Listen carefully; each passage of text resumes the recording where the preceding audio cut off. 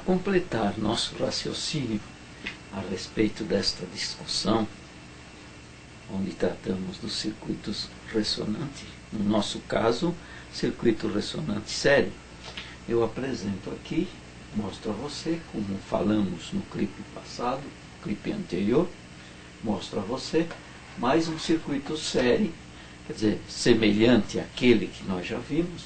Aqui neste circuito eu mostro aqui um medidor de corrente. Esse medidor de corrente vai medir a corrente I que vai atravessar o circuito. É um circuito série onde eu tenho um gerador com uma tensão E de 10 volts.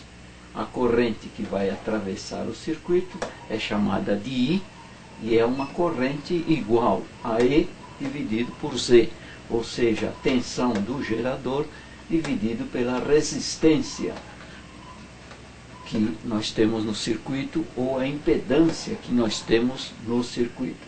Neste caso aqui, eu mostro uma L, foi dado uma L de 200 microhenries, uma indutância de 200 microhenries e uma capacidade, um capacitor, de 126,5 picofarads. A resistência do circuito, como anteriormente já demos, 10 ohms. Neste caso, onde a tensão é 10 volts e a resistência, ou seja, a Z do circuito é 10 ohms, nós temos aqui 1 ampere de corrente. Quando acontece isto? Isto acontece quando a XC é igual a XL. Se a XC for 200 ohms e a XL 200 ohms, as duas são iguais, as duas se cancelam pela expressão que você já conhece, aquela raiz quadrada de R ao quadrado, XL menos XC ao quadrado, assim por diante. Então, quando XL é igual a XC, nós temos somente no circuito a resistência resultante, que é aquela resistência do fio da bobina. Nesse caso, na ressonância, nós temos isso aqui, 10 volts dividido por 10 ohms, vai dar 1 ampere. Isso é melhor explicado aqui, onde eu mostro como exemplo a aplicação de 3 frequências diferentes no gerador. Uma frequência de 2000 kHz, uma frequência de 500 kHz e uma frequência de 1000 kHz, como já falamos anteriormente, você viu no exemplo passado. No caso de eu aplicar nesse gerador que nós vemos neste circuito, no caso de aplicarmos uma frequência de 2000 kHz, nós vamos ter como resultado, se você quiser calcular, aí você calcula, use esses valores que nós demos aqui,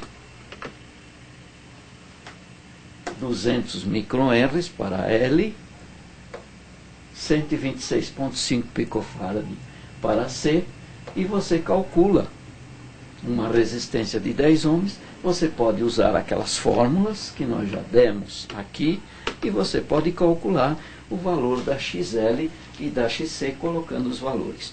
Aqui eu coloquei apenas desse modo para ficar mais fácil e não, vamos dizer, gastarmos tempo explicando aqui. Então, desse modo, FH, eu dei o nome de FH como a frequência maior que nós estamos usando aqui, a frequência maior das 3.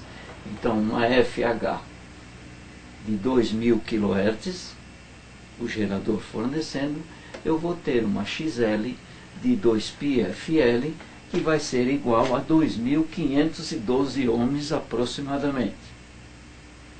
A XC, usando a fórmula que já conhecemos, vai dar 629 ohms aproximadamente. A Z, usando aquela fórmula já conhecida, vai dar uma impedância de 1.883 ohms. Neste caso, a corrente vai ser igual a E sobre Z.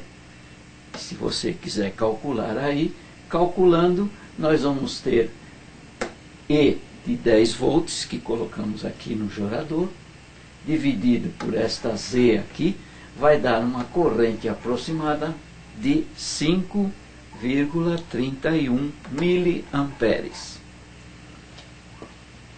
Essa é a corrente para uma frequência FH, chamamos de FH, de 2000 kHz.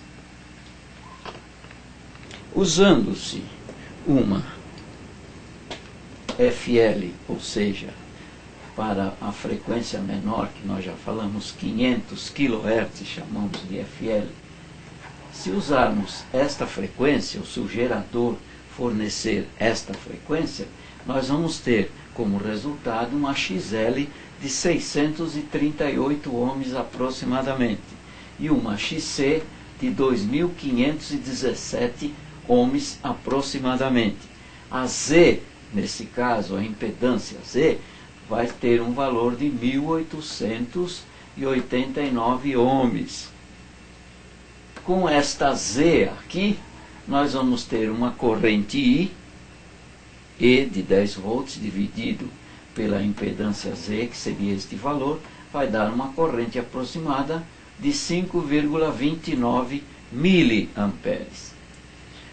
Observe aqui, e calculando-se, por exemplo, a E, que seria a tensão em cima da XL, por exemplo, chamamos aqui de EXL, pela lei de Kirchhoff, nós temos no circuito série qual é o valor das tensões sobre cada um dos elementos do circuito série. Neste caso, os elementos são a R, a XL e a XC. Neste caso, o gerador fornecendo 10 volts, pela lei de Kirchhoff, nós vamos ter uma queda total de tensão, ou seja, em cada um dos elementos do circuito, de 10 volts aproximadamente. Como este é um circuito RLC, acontece algo diferente. Porque se nós somarmos as quedas de tensão para, por exemplo, esta frequência aqui, nós vamos ter quedas um tanto diferentes. Mas este exemplo mostra aqui algo importante que a gente deve notar.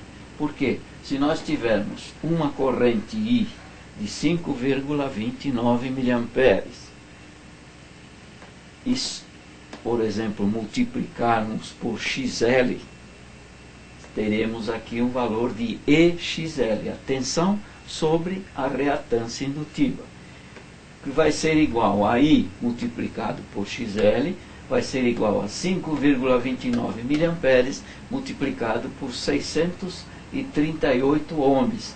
Neste caso, nós vamos ter este valor de tensão, observe, 3,38 volts, somente essa tensão.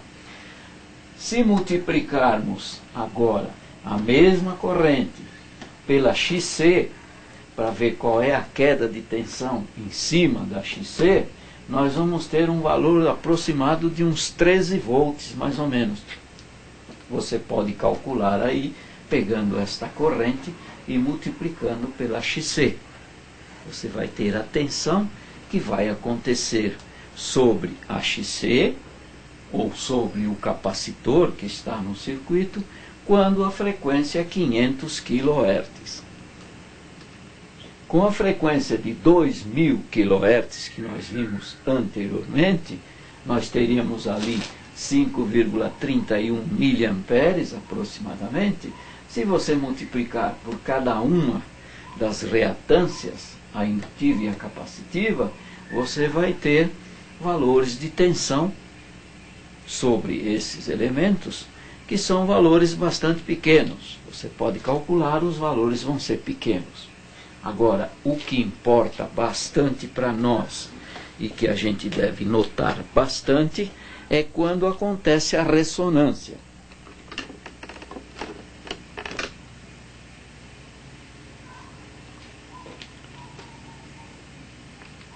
O que acontece na ressonância? Se você usar aquela fórmula que nós demos anteriormente, FR, frequência de ressonância, igual a 1 sobre 2π raiz quadrada de LC, você vai ter ali uma frequência de ressonância de 1000 kHz, de acordo com os valores que nós temos no circuito. Os valores são para L 200 microhenries, para C 126,5 picofarad. É aquilo que foi mostrado aqui neste circuito. Calculando qual vai ser a XL para 1000 kHz, como vemos aqui, vai dar uma XL. Como é que você calcula isso aqui? Você calcula de acordo com a fórmula. XL igual a 2π FL. Então, com aqueles valores L 200 microhenries, vai dar uma XL de 1256 ohms aproximadamente. Com o valor do capacitor de 126,5 picofarad e usando a fórmula XC igual a 1 sobre 2πfc, nós vamos ter uma XC aproximada igual a esta aqui, 1258 ohms. Veja que elas estão praticamente iguais. Se não estão exatamente iguais, aqui embaixo 56 como em cima, ou vice-versa, é porque perdemos algum valor aí dentro dos decimais que vai dar um valor aqui um pouquinho diferente, muito pouquinho, porque na realidade eles devem ser iguais. XL igual a XC. Quando XL é igual a XC, XL menos XC, naquela fórmula que nós temos lá, a raiz quadrada de XL menos XC ao quadrado, XL menos XC, as duas vão se cancelar porque os valores são iguais. Estão defasadas 180 graus. O que vai restar no circuito? Apenas a R que está no circuito, que é a resistência pura, uma resistência real que é 10 ohms. Se agora calcularmos a corrente, observe, I vai ser igual a E sobre Z, que é a mesma coisa que E sobre R, 10 volts sobre 10 ohms. Quanto vai dar a corrente? 1 ampere. Observe lá, 1 ampere.